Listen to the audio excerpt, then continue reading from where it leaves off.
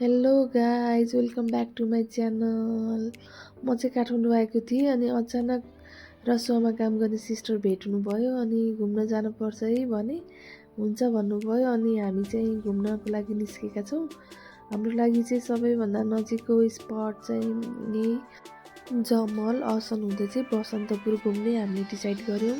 जमल घुमिसकेपछि चाहिँ हामी असन आइपुग्यौँ। असनमा चाहिँ मेरो साथीले सागको बिउहरू किन्नुभयो। यहाँ चाहिँ हरियो सालको टप्परीहरू पनि पाइँदो रहेछ। मैले यसो क्लिक गरेको अनि जमलमा चाहिँ हामी घुम्दा घुम्दै एउटा पसलमा आइपुग्यौँ। मेरो साथीले चाहिँ यहाँ स्कर्ट हेरिरहनु भएको छ।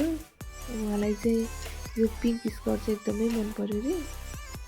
अनि यहाँ चाहिँ एउटा कस्तो राम्रो मण्डप बनाएको रहेछ कि यो चाहिँ शिवरात्रिको लागि भनेर अस्ति बनाएको रहेछ। अनि अब त्यहाँ पूजाहरू पनि भयो होला सायद।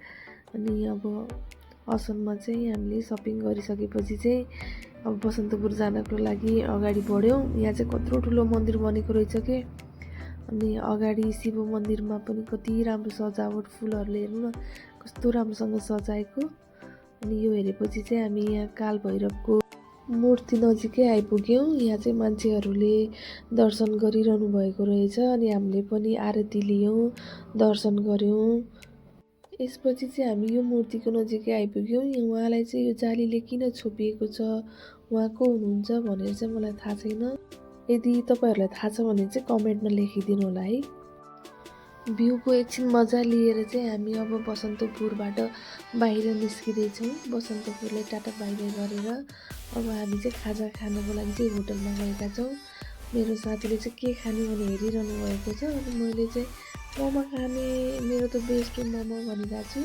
मैले चाहिँ भेज मोमो खाएँ, उहाँले चाहिँ चिकन मोमो खानुभयो। त्यसपछि हामी चाहिँ गाडी बुकिङ गरेका थियौँ। गाडी आइपुग्यो। अब चाहिँ हामी आफ्नो आफ्नो डेस्टिनेसनमा जाने, उहाँ चाहिँ आफ्नो रुममा जाने, म चाहिँ आफ्नो होटलमा जाने। अनि हामी चाहिँ अब आफ्नो टेक केयर गर्नु, फेरि पछि मिल्यो भने भेटौँला भनेर एकअर्कालाई विस गरेर हामी चाहिँ छुट्यौँ। तपाईँहरूलाई पनि गुड नाइट, बाई।